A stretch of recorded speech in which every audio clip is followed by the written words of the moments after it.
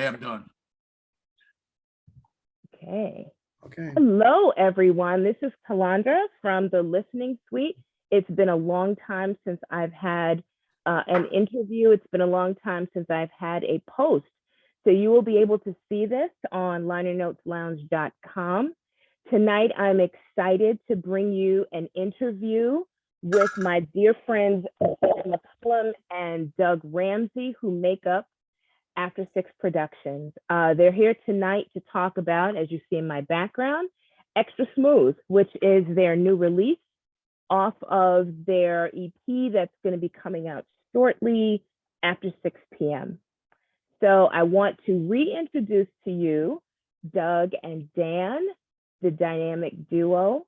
And I don't want to spend a whole lot of time going into the background. I will put a link to my last interview with them, which was when What Love Is came out, and that was back in 2015. That was a long time ago. Long time. Yeah. Yes, but we've all aged well, and that's what's important.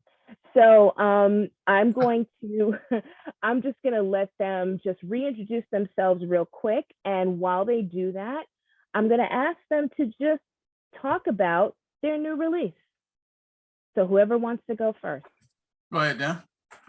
Okay, as well, I'm Dan, yes, part of AfterSix Productions. I guess our new release so far, Xtra Smooth, is part of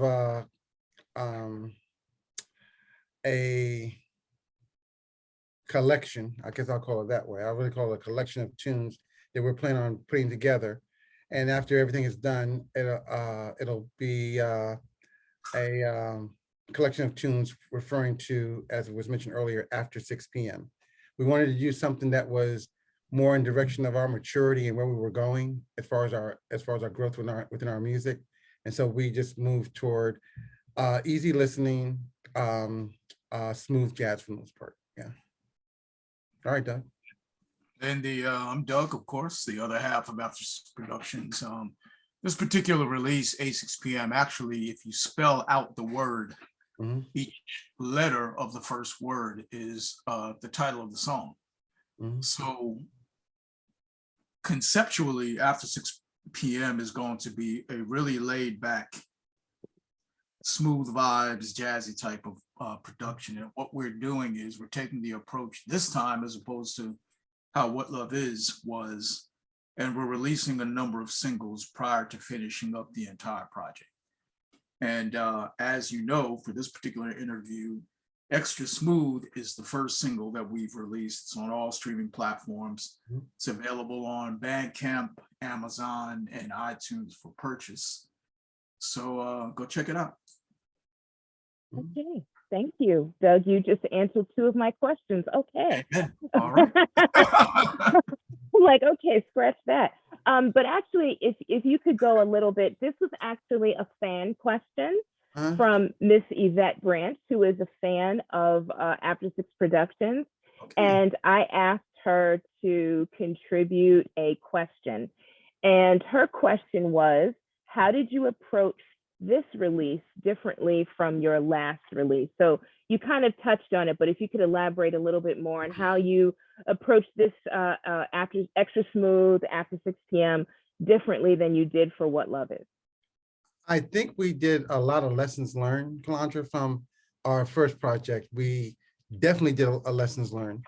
And I think one of the biggest things, and we talked about after this one was released, is that we didn't rush it, but we didn't say, well, we have all the time in the world to finish it. No, we didn't try to rush it through, as I say, to skip some important creative writing processes that we have developed.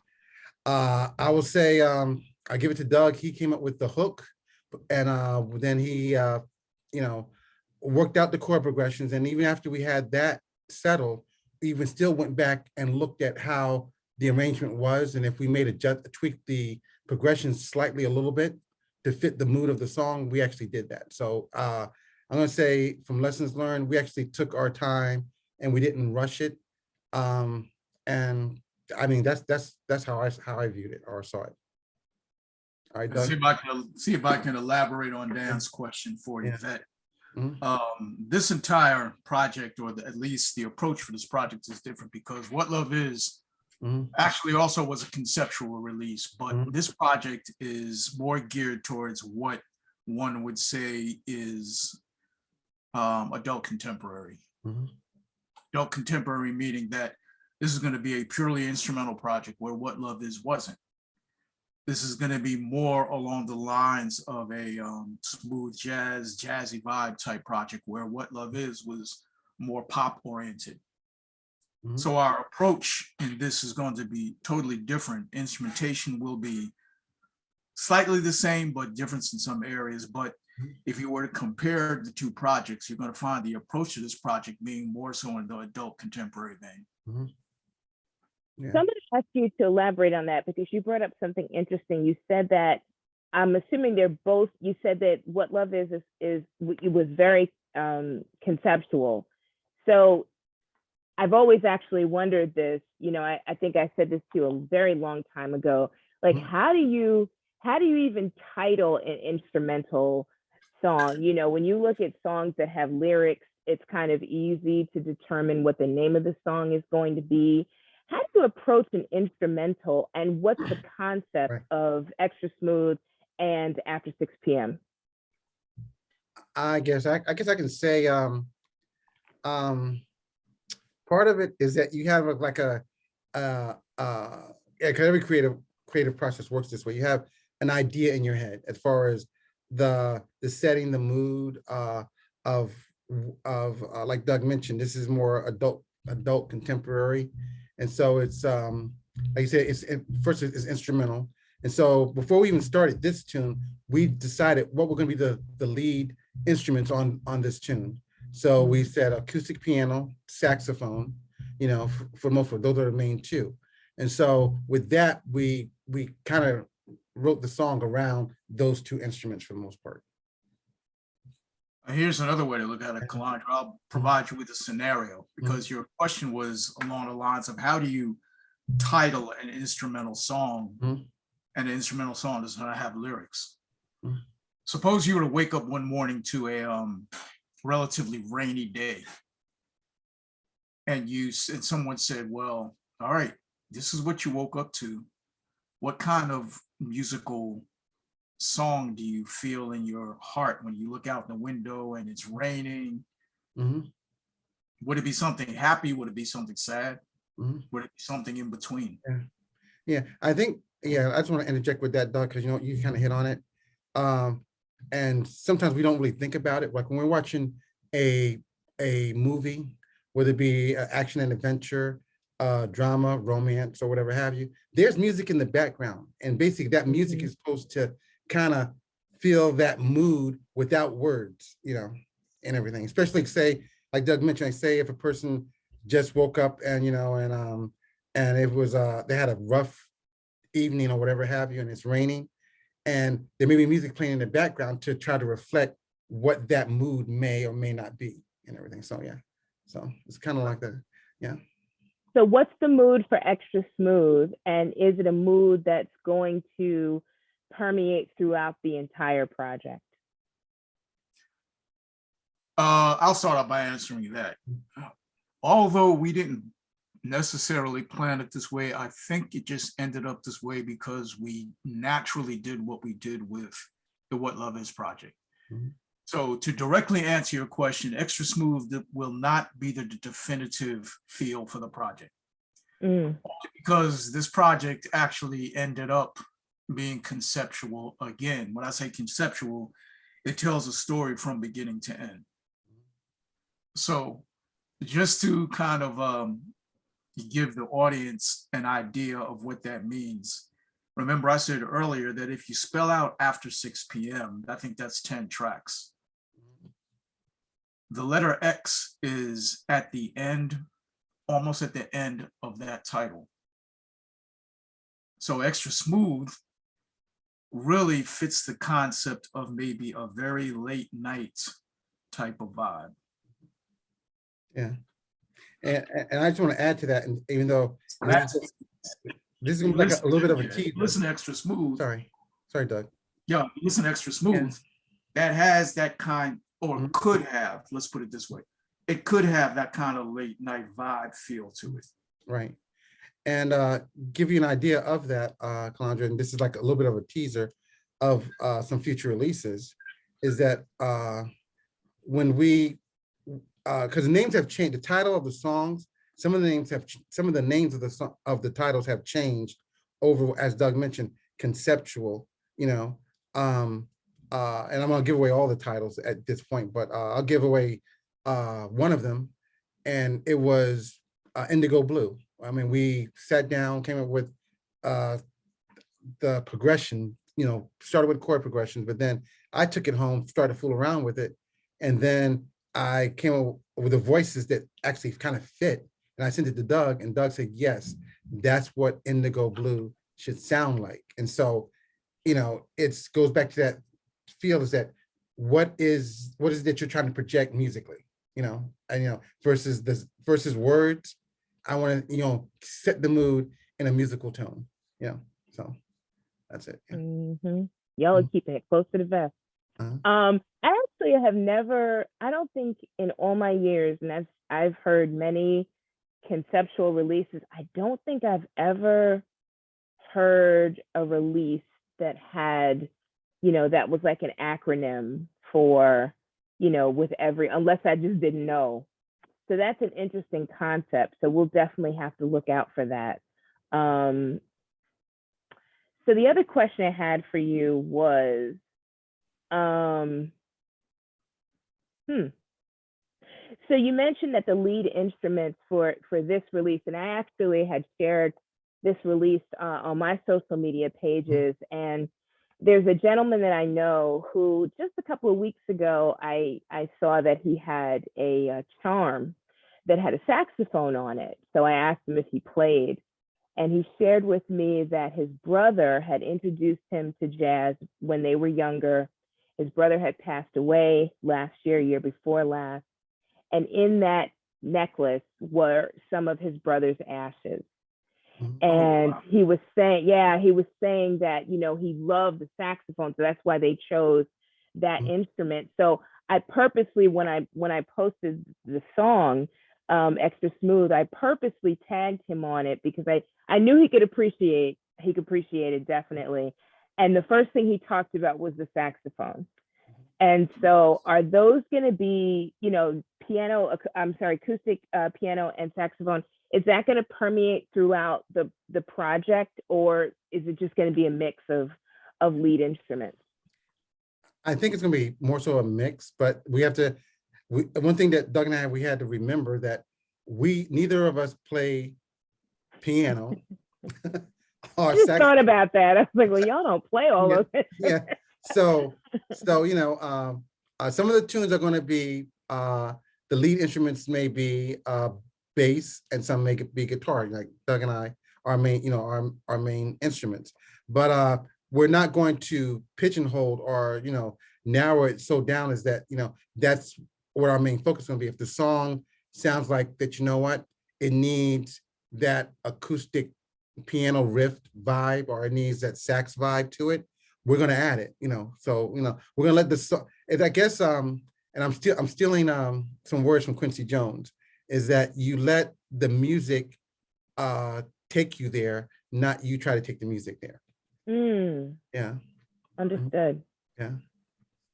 I think one of the reasons we chose sax for this, and I've always thought about this, but if you talk to your normal everyday listener who happens to like smooth jazz, I would almost bet, it would be an interesting poll that I've never generated, but I'll almost bet to your average smooth jazz listener who likes smooth jazz, I almost would think that if you ask them what is their favorite instrument when they listen to smooth jazz, I would say they're probably going to say sax. All but me. Yeah, well, and I said, most may say it, because if you think about a lot of the smooth jazz artists that have had success, you've got Gerald Albright, you've got Najee, you've got I'm just thinking of Boney James, huge. Oh, of course, Kenny G, right? But then you got George Benson, you've got Nick Corleone, you've got Yeah. Earl Clue, Yeah. you know, Mhm. piano, you got Joe Sample. So Mhm. there's a lot of major lead instruments that really stand out in smooth jazz. Mhm. But I just think in my journeys, whenever I've had minor discussions or more so major discussions about smooth jazz with an average listener, they always seem to talk about the sax first. So Mm. we definitely want to have a sax in Xtra Smooth. And I think when we talked about the instrumentation early in the game, Mhm. that we decided sax would be the lead instrument in this. So that's how that worked. Mhm. So that's interesting. So I was not being funny. I had to learn to appreciate the saxophone after listening to some of those people that you mentioned. I was not a saxophone lover for a very long time. And I think it was just the context because, you know, when I was growing up in church, you know, we would have a saxophone player periodically, and it just didn't seem to blend in with me. And I think Right. because of that, it turned me off. But then listening to those artists, I started to appreciate that instrument. It's also Sure. interesting because I think I heard somewhere many years ago that the saxophone is the instrument that most replicates the voice. So if you've ever heard a call and response between someone playing a saxophone and someone singing vocals, and I've heard quite a few from some phenomenal vocalists, it is so true. And so I tried to look at it from that perspective, that instead of thinking of it as this harsh toned, you know, instrument, thinking of it like a voice. So it's interesting that you say that. And this is an instrumental project. So if you have it, you know, infiltrated with the saxophone, it's almost like having vocals at the same Right. time. Right. And now that you bring that up, let's take a classic example in the world of R&B regarding this saxophone voice emulation, and that is toward the end of Earth, Wind, and Fire's Reason. Yes, yes, Perfect yes, example. Mhm. Yep. Philip yes. and Andrew Woolfolk. Yes. Oh, thank you. Yes, absolutely. That was definitely some serious call and response. And on that's the live version, because I think the studio That's the live version, version. yeah, live the version, studio correct. version did not have that, because that's what I Right. don't even listen to the studio version. Yeah, that's the version from the Gratitude album. Right. Thank you. Perfect. Perfect. Mhm. So speaking of all this instrumentation, and you know, we were talking about that. It's like, well, you know, y'all don't play every instrument. So are you collaborating with others on this project? I will speak to this is that COVID had its plus and minuses. COVID, I'll say that. One thing that it did force us to do was think outside the box. And, you know, Doug that we know, we come from the old school. You bring the person physically in, you know, and they lay a few lines, or, you know, and so forth. And then, you know, and we record and then that's it.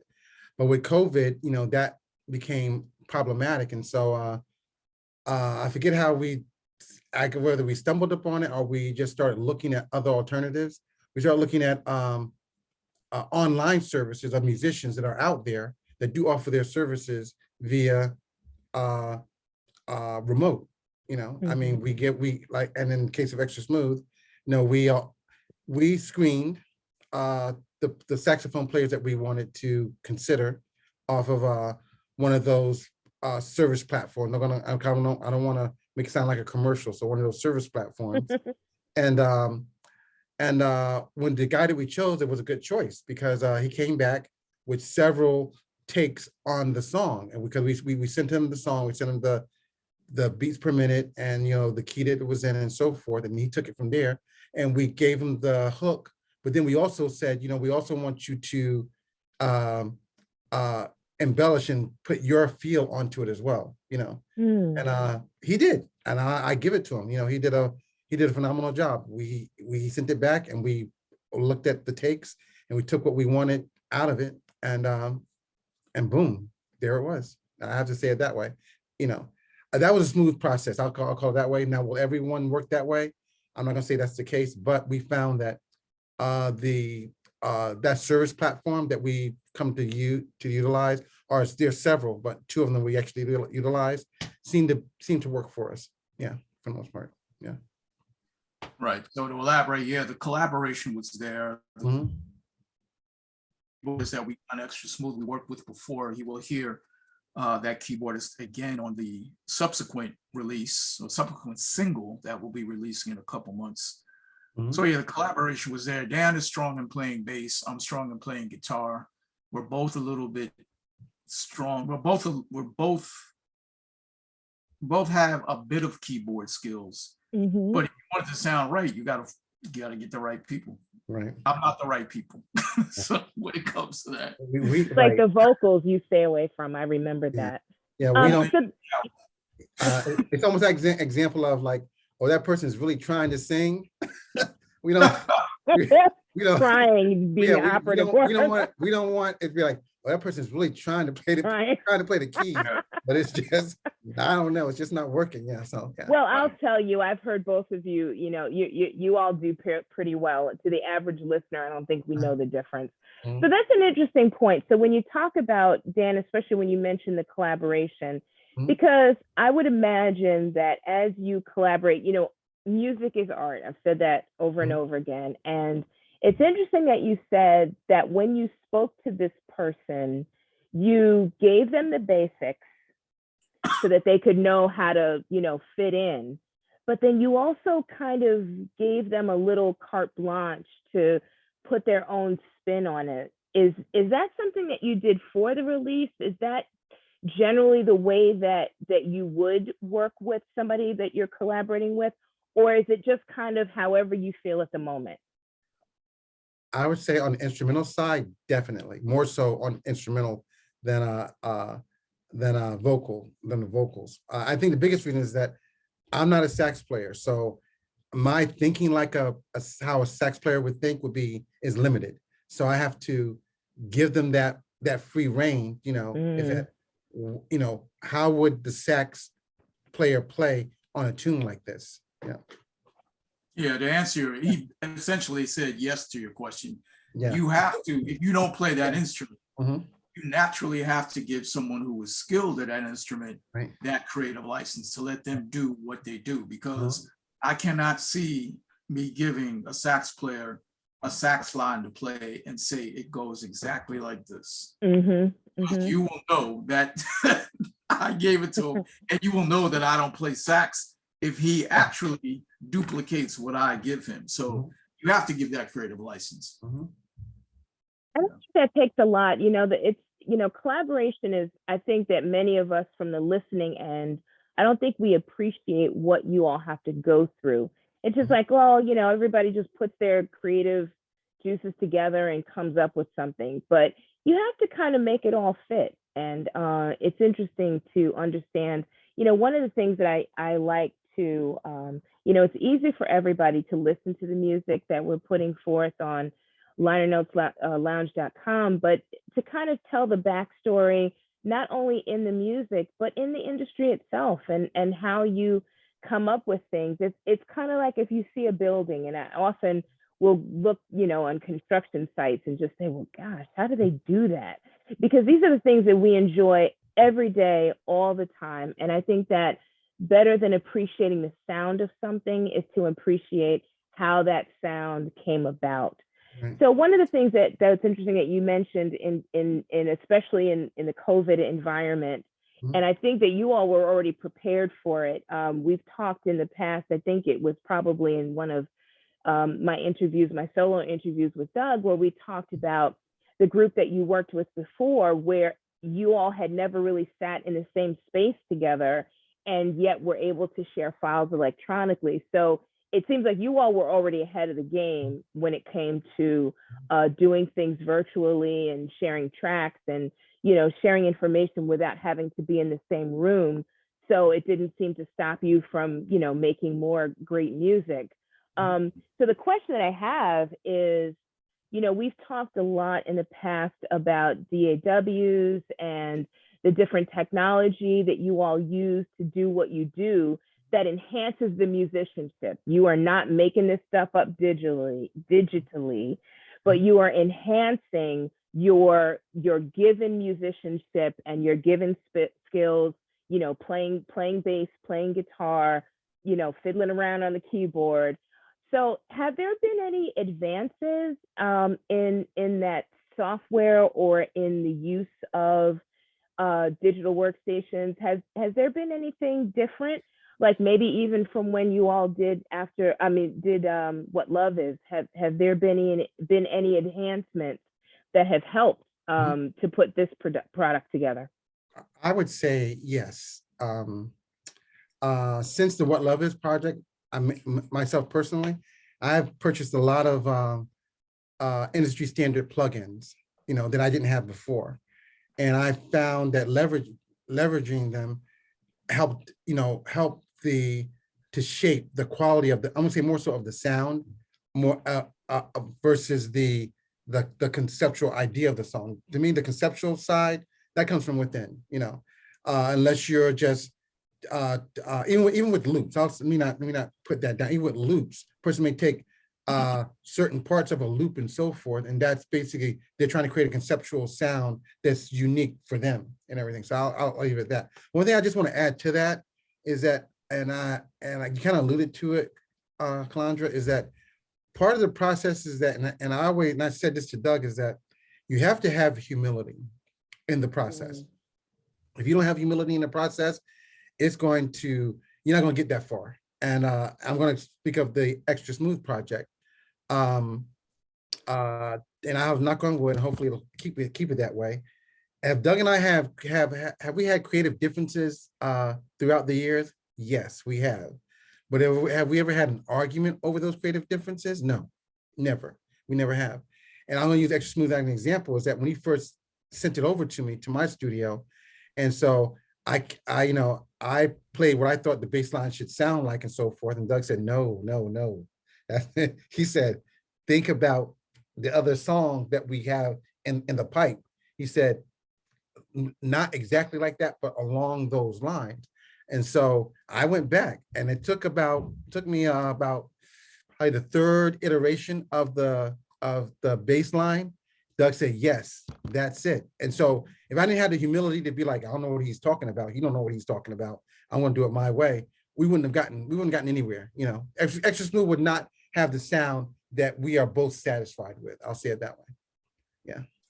Right. That's a good point. And kind of further elaborate on the advent of the software in digital audio workstations and the tools that talked about plugins. We don't have any vocals on this project, but one of the big advances in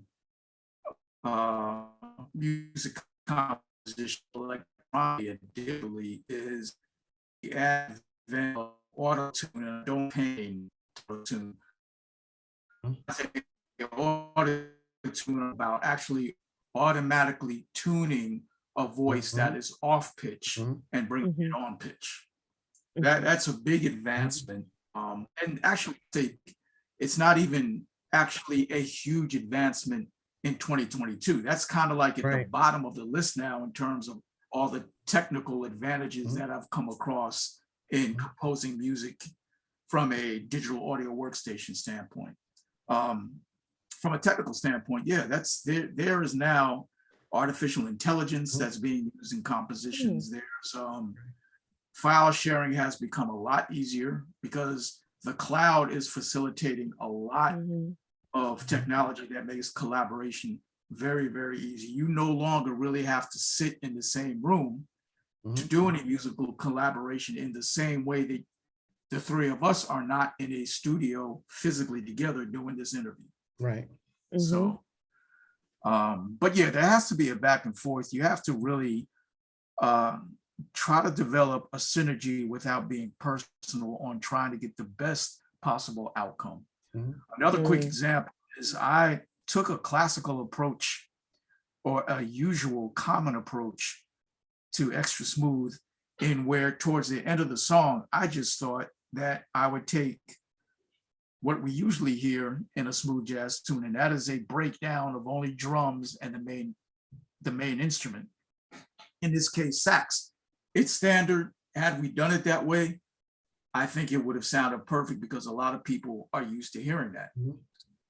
But when I had sent all the stems to Dan to do the mixing and the arranging, he came back and sent that portion of the song where I only expected to hear drums and the sax. and he left the keyboard arrangement in there. When I first heard it, I'm like, that's not what I can see. But as I began to listen to it and listen to the sax that's playing in that portion over the keyboards and the bass and the drums, I said, that sounds nice. That works. So, you know, it's a matter of just going back and forth and really listening to what the evolution of the song is taking and where you hope the song is going to apex in it at the end. Yeah, it goes back to that quote I made from Quincy Jones about how the music, you let the music drive you, not the other way around, and so forth. Yeah. And I think that's where the humility comes in, because if you're letting the music drive it, that you're kind of taking a step back. And Doug, as you alluded to, you know, you heard one thing and had one concept and then, you know, heard something different. And I think that also is a testament to the partnership that you all have. You know, I mean, how many behind the musics and documentaries have we heard of where, you know, folks who have gotten together and have been together collaborating for a while just kind of, you know, drifted apart or went their separate ways. But you all seem to have stayed together some 30 plus years, I believe, still just being able to, and I think it is the humility that it's not just about me and what I think the sound should be. And that's where the best collaborations come from, is that when everyone's willing to kind of let themselves go a little bit, listen, be open-minded, and really, you know, and honest. Sometimes it must be, you know, no, that's not gonna work. So we need to try something different. Yeah. And then again, the humility comes in. So that's important, because like I said, you know, it's one thing when creatives create by themselves, but when they create with a partner and in collaboration with others, it's definitely a different kind of vibe. So let's switch gears a little bit, because, you know, we always talk about weird things when I do interviews. We don't just talk about the song and everything. So we've talked about the industry. So I mentioned this to Doug the other day, and he told me that this was nothing new, and I felt a little, you know, special because I had never heard this before. So a bunch of us were talking about some of the new music that's come out, if you know, want to call it that. But something interesting that came out of that conversation was that even amongst established artists, that a lot of what drives them, so I guess, you know, back in the 70s and the 80s, what drove how you composed music for pop audiences. I'm not talking about the independent creative doing it for, you know, just doing it, but that people were creating a sound for radio. So I can remember when I saw the movie Ray, there was a song that he came out with, they said it was way too long. They can't play it like on the radio. So, you know, you composed for radio. And someone in the group said, well, now they're composing quick songs for social media, so that when people hear those songs, those are the songs that if you're scrolling through TikTok or Instagram Reels or Facebook Reels, those are the songs that we hear over and over and over again, that people put dance steps to. And the artists fought to actually get, I guess you'd call them royalties, for the streaming of their song. So that's one thing. It's kind of like James Brown and Parliament Funkadelic did not create their music so that people could sample it years from now. It happened the other way around. But now it seems like people are creating music just to use in that format. And I find that troubling. So I just wanted to get your opinion on that, because that changes how we look at music. It changes how people are making commercial music. And I think it's an interesting and a different conversation than what we've had in the past. Well, you know what, Calandra, I would say, look at how music developed over the media. You mentioned social media, but just media platforms overall. You know, before you used to have live, before you had radio, just had live. That's all you had. People would go from miles around just to come to hear a live musician, or they would travel from town to town. then advent of radio, and so then that became a medium, and so that was kind of leverage for the most part. If you got your song on the radio, boom, that's where everyone wanted, that's where everyone gravitated to. And then television came, and I want to mention some of the before music videos. There was Soul Train, American Bandstand, I forget some of the other ones, Dance USA or whatever, all of those. And people gravitated, and so artists gravitated toward those things. Says, if I can get on that show, I'll get a presence there, then that's going to expand my listening audience. So that's really the key word, listening audience. And so then we move forward to music, the advent of music videos, and then people give him kudos for it was done. MTV and Michael Jackson pioneered the music video. Because we look at to this day, when you see music videos, they all still follow that same format as far as construction of music videos for the most part. Now we're moving on, get past the music video. Now we're into, as you mentioned, about streaming, and so forth. So what is the purpose of it? Yes, I want to get royalties and so forth, but how do I do that? I need to get myself, expand my listening audience. That's the whole key in order to get a dime. I'm not gonna say $1, to get a dime, and so that's where we are. That's how I look at it. That's where we are. So basically we have to look at how the advent of technology drives the industry. So I sum it up that way, and so where we go from here, whether we like it or not, that's a whole nother discussion. So you just look at it as another step in the evolution. Okay, fair enough, Doug. That's exactly what it is. And I think in terms of expanding your audience, you mentioned social media. Right. Let me give a quick analogy that I'll give to explain another side of it. In the beginning, you had vinyl.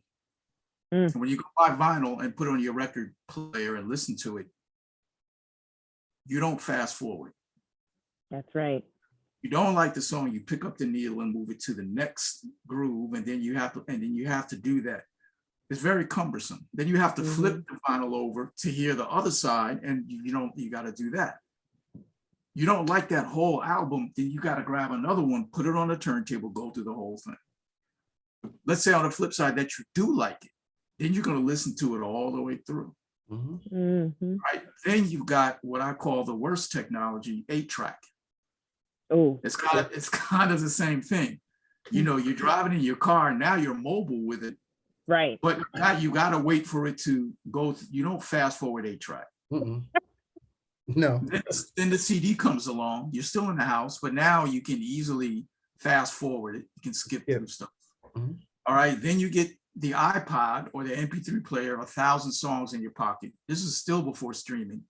Mini disc and what the whole bit. So now as you go in this evolution, it becomes easier to skip from one song to another. So what am I really talking about here? I'm talking about the development of an ADHD mindset when it comes to listening to music.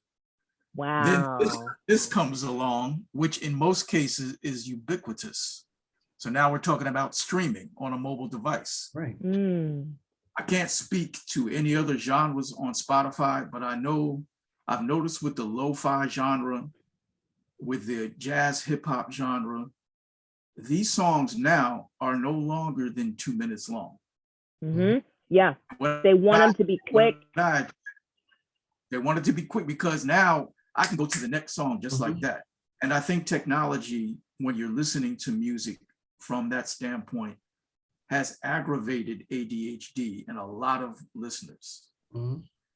But to circle back to what you were saying, Calandra, and what Dan was talking about, because the mobile device has become so ubiquitous, think about how big the audience is now and how many people you can reach at one time. So you were specifically, if I understand you correctly, feeling bothered that artists are just now creating these short snippets for social media type of posts. you find that troubling. Maybe I can be the interviewer now and ask you why you find that troubling. So it goes back to what you just said about that whole ADHD mentality. So I was chuckling when you were talking about the 8-track because I remember one summer my mother was driving us to Florida, and God knows I had to hear Lou Rawls all the way. And I love Lou Rawls, but it was because of that. You know, you got used to it. I'll never forget, it was Lou Rawls and Aretha Franklin that my mother just snapping her fingers all the way to Florida. And we learned to listen. And now every time I hear that song, I think about my mother popping her fingers. Oh yeah, that's my jam. You know, music to me is a whole lot more than just a sound. And so for me personally, when I hear that people are purposely and intentionally creating music so that it's quick, fast, ADHD appropriate, so that people can put some corny dances or some corny things to it for the gram, right, it disturbs me. Because back to Dan's point, it is an evolution, but to me, it's almost a backward evolution. Because why are they doing it? Yes, they reach a bigger audience. Yes, they, you know, it's another form of it's another revenue stream. But I just feel like the musicianship is getting watered down. It has already been watered down over the years. And especially with social media, now that we live in this cancel culture, where you come out with a bad song, I don't care if they love Nicki Minaj, and I'm sorry, I'm gonna name names, you know, if she comes out with a bad song, that's it, she's over. I can think about artists like Prince, like Stevie Wonder, whom I love. I can point out the albums that just didn't quite hit it with me, but it didn't make me want to not listen to them anymore, because we had this loyalty. Right. Well, we had loyalty to an artist because, not because they sounded good, not because we liked them as people, but because even with their ups and downs, there was a consistency about the kind of music that they were putting out there, because the music was not driven by the industry. The music was not driven by social media or the culture. The music was driven by being creative and being who they were. Well, you know, Calandra, you just hit on a point that, you know, and like I said, it's a totally different topic, and maybe we may have a part 2 to all of this. And that is, and you mentioned about the industry drives it, but you remember who's driving the industry. Back in the day, you had musicians, for the most part, driving the industry. If you were an A&R person, you had some type of musical background, artistry under your belt. So, you know, you had that. Nowadays, it's, and I'm not, you know, belittling it, because it's a business. It's more so of a business, as to say, if I can get 30 seconds of play of my tune, then that's going to generate me a thousandth of a cent, whatever, toward revenue. So now, as I expand that listening audience, and I expand the 30 second playbacks of my music, that basically collectively starts making me earn a dime. I'll just say it that way, you know. Literally. But my thing is that it's more so on the, now for the numbers cruncher, that's perfect. That's what I got. Now for the artistry side of it is that, you know, well, are there artists out there that want people to love their music, to be focused on their music? Yes, there is. That's why we have the indie. We'll say the indie music has expanded and blown up farther than it ever was when we were young. I'll call it that way. And there's a reason why, because that's the release valve for that ADHD, as you know, as you all mentioned, you know, quick turnaround, then a 2-minute song, and they're on to the next one, and so forth. Or, you know, create a viral video, you know, for YouTube or any of the other platforms, and, you know, and off you go. But, you know, it's more so what has at what's driving the industry at this point in time. Like Doug and I used to talk about, the industry that we knew, the music industry as a whole has changed dramatically, as a whole. So artists are not looking, we're not finding artists looking to put together a full well, I'm going to date myself, LP or whatever.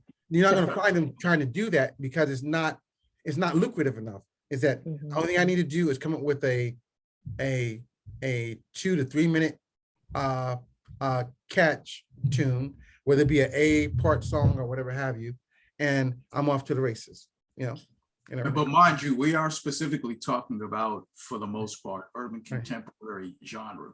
Right. Yes. Because jazz artists still released Mhm. their songs in full album format. Right. Because you have a whole different type of audience that will Mhm. appreciate that and purchase that. But Mhm. for the urban contemporary scene, that's where we are with the industry. Yeah. It was interesting because, really quick before we move on, the 2-minute, 30-second, and 2-minute 45-second song is not anything new. Because now I will date myself. And you have to remember that when 45s came out, they were the radio version, and they were 2 minutes, 2-minute 45 seconds. The difference is when you got the album, then you got the full song that was 6 minutes long. We won't even talk about the remix versions back in the day that were twice that long. But again, the industry has changed a great deal. And a lot of it because of the streaming technology, and you can just get things like that. Oh, I don't like that, I need to move on. It really aggravates the ADHD portion when somebody's listening to music. So I agree. And just to lighten this up, I have to say that I do have hope, because my 14-year-old daughter is very musically inclined, and there's one particular artist that she has followed since he has been fairly independent, not exactly selling stuff out of his trunk, but basically almost that way. And he was just, one single at a time. I mean, the long way. And we would listen to him in the car, and I'm like, he's not so bad. He's got a different sound, a different style. And I started to notice that he's now getting more popularity. And he just came out with his first full length, brand new album. And now he's on the award shows. And now I'm getting nervous because something happened at the award show with the audio, and the mic wasn't working right. And so this is his debut to the general population. And now they think he can't sing. And he has now had to go on, just like anybody else, doing damage control. And I found myself feeling for this brother, because here he was, great musician. And because of the culture that we live in now, he was on the cusp of cancel. And my daughter was saying, oh my gosh, I can't believe it happened. And I said, well, hopefully he remembers where he's coming from, and he remembers his craft, and doesn't let the masses drive what he does. And that the people that are now around him are not sucking him into the rabbit hole of the industry. But the good news is, I was teasing her, he was actually on the red carpet, and I was like, why does he look so sad? And why is he wearing those pants? And she said something to me that I found very interesting, and she had to remind me. She said, Mommy, I don't care how he looks. I'm all in it for his music. And so I was kind of, it made me feel good, that my 14-year-old, where all these other kids are listening to all kinds of craziness, that she understands the importance and the significance of the musicianship. Because one last point, we were talking about, Doug, you specifically said this is clear in urban contemporary. Because when I don't look at TikTok, but when I look at Instagram reels and stuff, and it's not just because of the people you follow, but I don't see a whole lot of country music or rock and roll songs, except for maybe the classic ones that are being used in these little short videos. The other thing that I wanted to say was, I've always said before, music is a form of art. Why is it that this industry is so different? You don't find authors cutting corners with their creativity. You don't find visual artists cutting corners with their creativity. Why is it that we do it with music? And so it's just very interesting. And you know, that's a subject for, you know, like you said, a part 2 and some music theory courses and things that I hope my children will be part of, to listen to. You know, my son is 16 and 15, and he listens to anime. He likes instrumental versions of, you know, video game songs. Right. So I'm glad to know that my kids are not about the popularity, but they're about the art. And they've actually been able to bring music to me that, you know, I find they're listening to independent artists too. And I'm glad to know that they have an ear for what's real. So let's bring it. We're going to put the soapboxes away, but thank you for sharing that. That's one of the things I love about our interviews, is that we are able to talk about, you know, the creative process, but also talk about the industry, because, you know, even as independent artists, I think it's good to see what separates you from the rest of the industry and how important that is. And it helps me to appreciate even more what you all put into your music and what you all put out through your music. So I guess the final questions would be kind of the standard canned questions of what's next on the horizon. I'm just going to ask my last 2 questions. What's next on the horizon, either for this project or for future projects through AfterSix Productions? And my famous question, what do you want listeners to walk away with when they hear Xtra Smooth and when they hear any of the other alphabet soup of future singles that are coming from after 6 p.m.? What do you want them to walk away with? For me, I guess it was the first time when we did the, I'm gonna go back to the What Love Is project. It kind of follows the same, to me, the same feeling. If a person listens to it and they're gravitated toward the music where they want to say, I had to play it back again.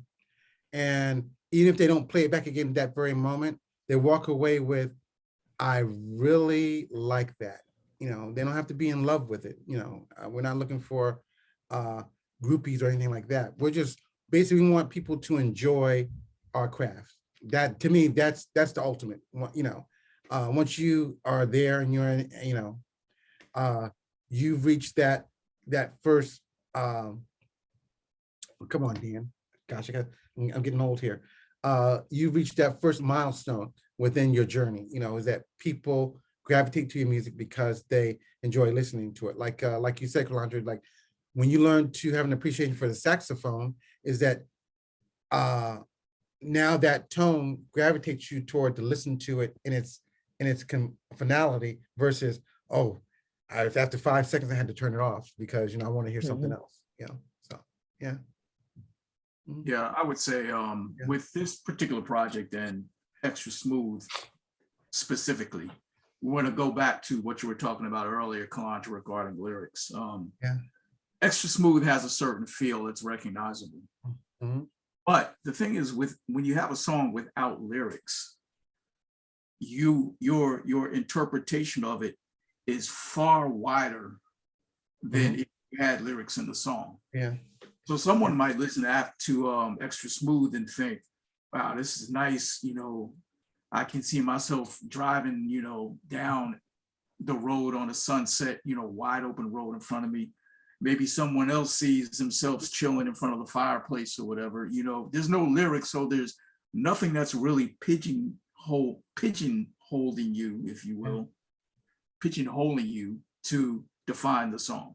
Yeah, and interesting thing you said that, Doug, too. It was just a comment from it was a verbal comment, not a written comment from someone that I had shared this Xtra Smooth with, and they came back with, and I thought I was going to hear more. I thought the keyboards was about to take off, you know, toward the end. And I told him, I said, yes. I said the whole project is supposed to take you on a journey, so it's going to take you. Each song is going to take you on the journey. And they said, look, they're looking forward to it, to the other tunes, which is good, you know, because that's really what you want, is a person to feel like they're going somewhere with it. Like Tug said, whether you're on a drive, you know, you're ending your day or whatever have you, that song's gonna take you somewhere, whether it be for me to relax or just chill, you know. I mean, that's really what it's all about. Yeah. Always Yeah, leaving wanting more.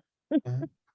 I think that this project, the next two singles, and whenever we complete the entire project, I think it's going to be more so on a functional approach Mhm.